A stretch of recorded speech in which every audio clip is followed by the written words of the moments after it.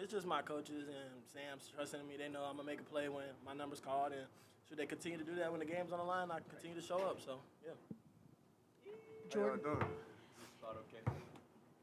Jordan, can you talk about the offense and going out there playing without Scat, what that was like? It was definitely different, bro. I miss having my little bowling ball right next to me. But it was different. We had Sip step up. I thought he played a pretty good game. It was definitely weird, but I think he should be back next week and it should be back to normal.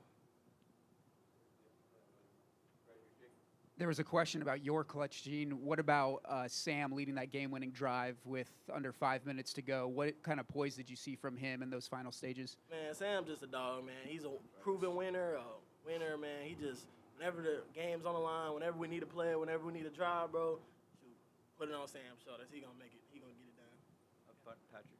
Yep, and Jordan, both of those two plays earlier, I believe it was in the third quarter, the first play to set up the touchdown drive, and then when you caught it, you made a great adjustment on both plays.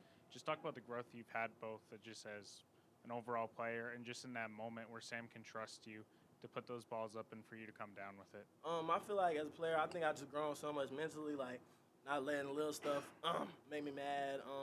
Just everything, just mine. Like I went through a lot.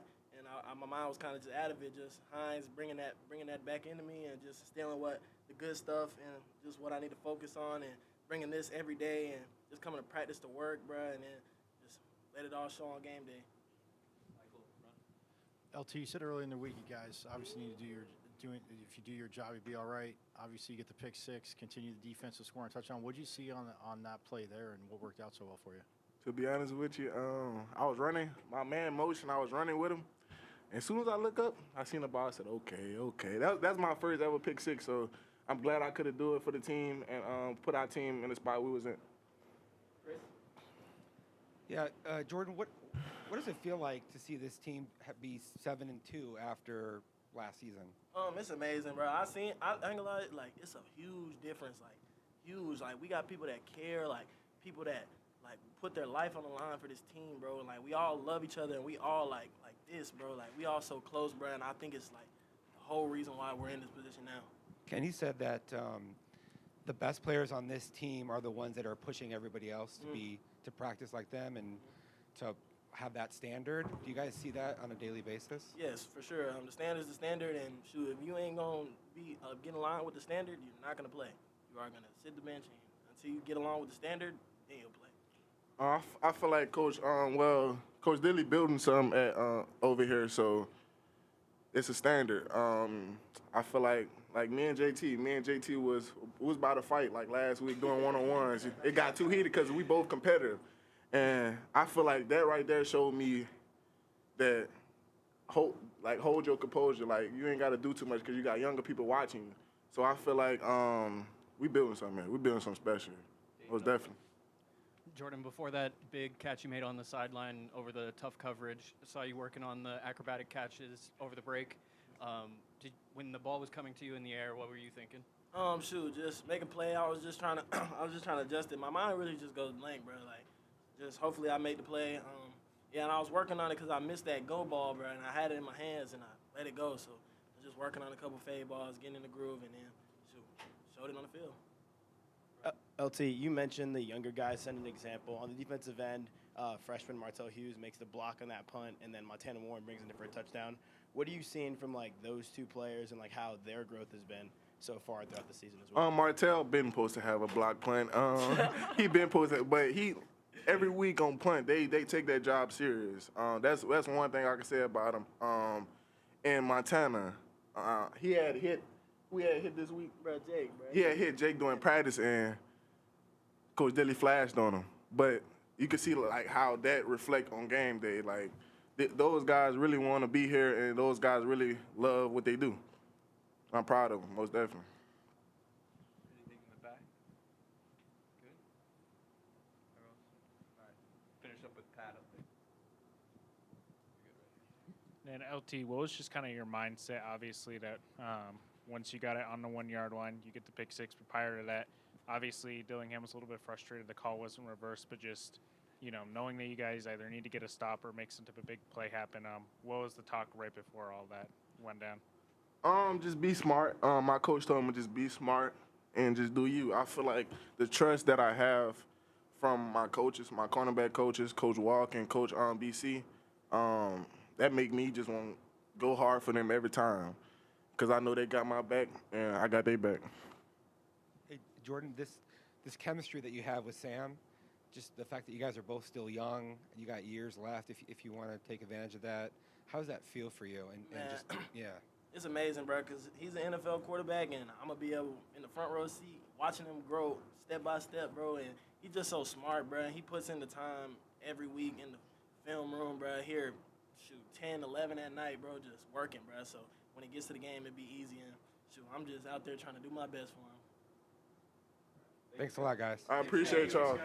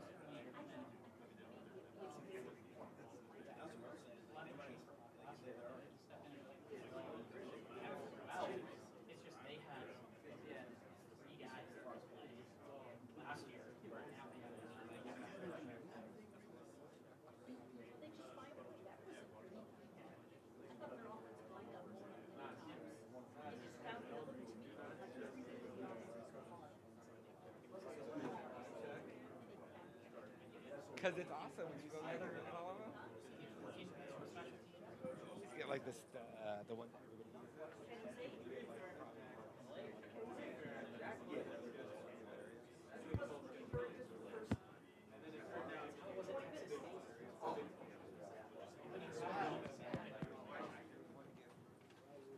Who's ready? All right, guys. Hey, just so you all know, we got a big recruiting weekend here today. So I got to be somewhat quick today. I apologize. I'll do a longer deal on Monday, but I got to go try to get players. Michelle, go. Oh, we're good. Very good. Michelle, go ahead. Kenny, can you talk about the middle eight as you've so-called talked about? Obviously, it was important again today. Plus 14. Game changing for us. I mean, we shouldn't have won that football game. We played horrible. We didn't coach great. We shouldn't have won that game, but guess what? Good teams find a way. Good teams find a way, and we found a way. And kudos to our guys. Who's got second mic? Chris? Kenny, can you talk about the play of Jordan Tyson and Sam Levitt just kind of running around, doing all kinds of things? It's an unbelievable connection right now. Sam knew we were in cover. They were in cover one on the one scramble. He knew Jordan kind of got locked up originally on the release, so he bought some time and then knew there was a one-on-one in the corner.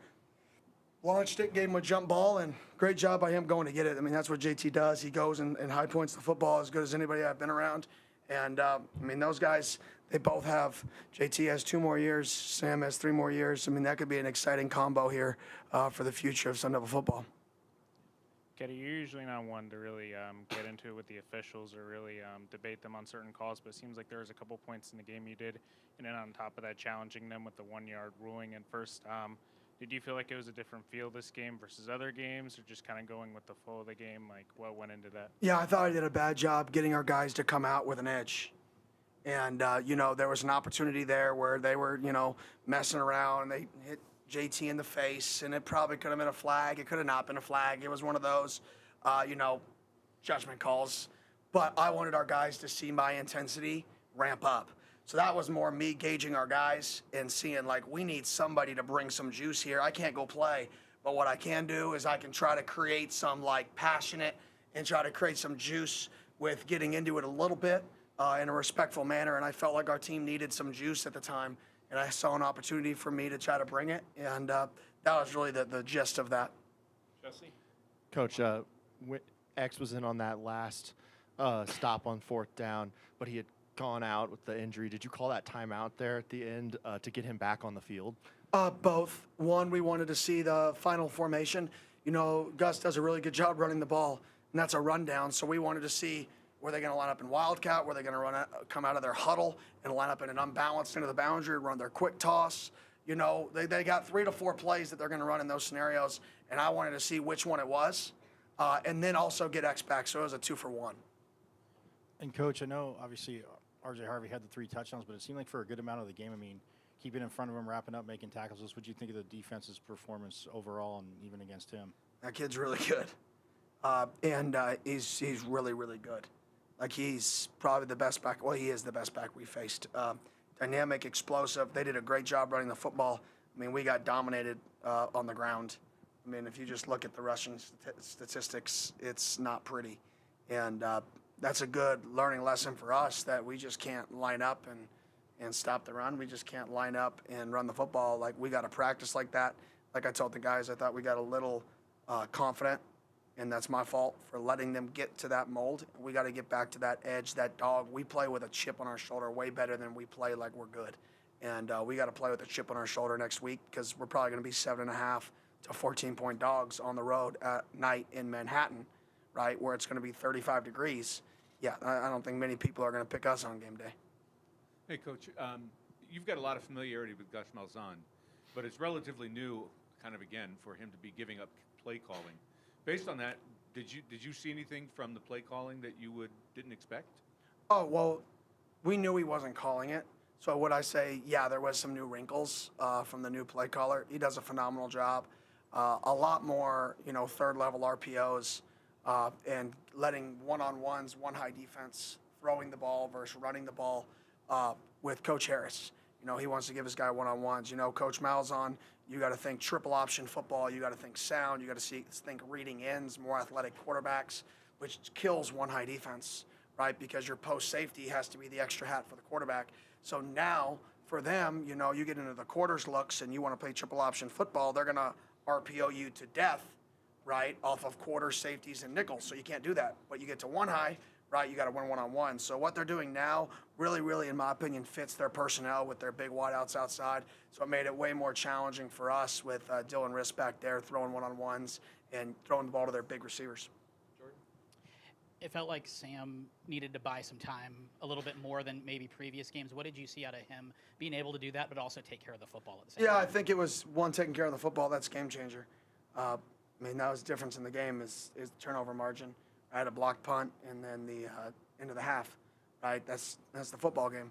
But for him, there was a couple times he saw a ghost, and then there was a couple times that, there was a person there. It wasn't a ghost. So, that's part of kudos to them. And kudos to Coach Williams over there on defense. He had a few good schemes, getting in some odd front on some downs, getting us to slide it, and then we had to make some adjustments. So he did a really nice job on their defense side of the ball. He's a really, really good football coach, too. That's a good staff. That's a staff with a lot of future head coaches on it. And I think both their coordinators will be head coaches here in the next couple of years. And like I said, I thought that staff outcoached me. I don't think I did a great job preparing our guys to play the football game. And they found a way to win. And that's the fun part. Kenny, for Sam to show that kind of poise in a late game scenario and ultimately lead a game-winning drive, what does that say just about where he's at in his development and the evolution of him as a quarterback? Yeah, I mean, he's a dog. I mean, that's it. He's a great player. I mean, the fact that that dude has 3 years left, every company in the state should be calling him for an NIL deal. Every company, people should be throwing cars at him. They should be throwing condos at him. They should be throwing whatever they can throw at him to be excited about the fact that you have an NFL-level player in your state, in the flagship school, right, in the town, right, for 3 more years. That should be exciting. Like, people should rally behind that. People should be fired up about the opportunity to build around that. And I'm just glad he's here. I mean, helps me, makes me look good. Coach, with both of the defensive kind of scores for you guys in the first half, with Martell Hughes blocking the punt, and then with Montana Warren getting the touchdown, and then the pick six by LT. What do you make of all those guys that have kind of been up and down the depth chart, and then being able to kind of make big plays for you guys regardless of what's going on? Yeah, that's what we talk about, success, just being the very best you can be all the time, repeat. Like, there's not a win, there's not a loss, there's not this, just be the very best you can be all the time, and then repeat. And those two kids, they just try to be the very best they can be all the time, and they repeat and repeat and repeat. So when it shows up for them, it's awesome. You know, when you have a guy like, I gave Montana the game ball because it was like, that dude shows up and works. He'd start for a lot of football teams. We're just good at safety, right, and nickel. But he'd start for a lot of teams, and for him to work and work and work and work and work and work and work, and then for a play like that to happen, like, team went crazy when I gave him the ball, because those are the guys that you should get fired up about, are the people that are doing all the things and nobody's really talking about. And then all of a sudden they make a play, ham and tell, that changes the game. And that's pretty cool. Last call. Coach, kind of piggybacking off of that, how do those two plays, how does that affect the team's energy level, not only this game, but heading into the next week, like you mentioned, being a big underdog against a team like Kansas State? Yeah, it just shows that you can play. We played bad football and we found a way to win. But those two plays specifically, it creates buy-in on special teams. You know, that's a huge game-changing play. So when we say we can block one, right, we were really, really close versus Kansas. Yeah, it was Kansas, in the same end zone, right, with Martell. And for us to be able to cut, but we timed it poorly because I overcoached it versus Kansas. This week I didn't overcoach it. I said, just this is the block. Time it up, do your thing. All right, they blocked it. So kudos to them. They were fired up. And I think it gives guys confidence that all the little things are important. Like, I'm just playing special teams. Like, how am I going to make a difference? Change the game. Oh, I'm the third corner right now. How am I going to make a difference? Change the game. Like, you don't know what play is going to change the game, and when certain plays change the game like that, the buy-in of every play matters, and prepare like you're the guy who's going to change it. Everybody gets bought into that. So couldn't be happier for the guys. Like I said, I didn't do a good job preparing them this week, and for them to find a way to win, kudos to them. You know, they covered my butt. Patrick, Jordan. So you kind of talked about with Sam just kind of taking some of those runs with it. There's some times where he definitely seemed to take some hits, and obviously that's part of football. But how much of that is that you want to try to avoid that so he doesn't have another injury like against Utah? And then also just not having Cam kind of changing the game, and maybe he feels a bit more pressure to be able to take off just because he's got someone in his face. Yeah, I don't know if the Cam loss had anything effect on it, right? That obviously we didn't run the ball well. Yeah, we didn't run the ball well, which it's not good when you're at 2nd and 11 and 2nd and 10 all game. Right? Not ideal to play quarterback in those down and distances. So, but for Sam, and he's playing good football, and hopefully he continues to play good football, take care of the football, and great explosive plays, and we want him to get down so he can continue to play good football. Simple as that. He slid today. Yeah. See that? It's progress. Progress. You know, Rome wasn't built in a day. Right? So he slid today. We're fired up, bushy-tailed. I'm do back handstring out of bed tomorrow. Jordan, that's it. Kenny, what can Kyson take from this game in an expanded role to move forward and grow as a running back? Oh, unbelievable amounts. I mean, this was so good for him to start and to be the workhorse. You know, he's going to look back at the tape and be like, man, could I slow down here? Was I too excited? Like, just take a breath. He's so fast, right? So take a breath. So, like, such good learning experience. And there were runs that he did an unbelievable job on. So I was very proud of him stepping in that moment. You know, when you come in for somebody like Scat, you know, who's in top 10 for the Heisman race. All eyes are going to be on you. Didn't fumble, didn't mess up a pass pro, right? Did he overrun a couple runs, right, for his first start? Yeah. Do most good running backs overrun a couple runs? Yeah. So kudos to him, man. He did everything we asked him to do. Proud of him. And like I said, I'm excited about Kyson in the future. 11 minutes. Perfect. 11 minutes. Go Devils. Appreciate everybody.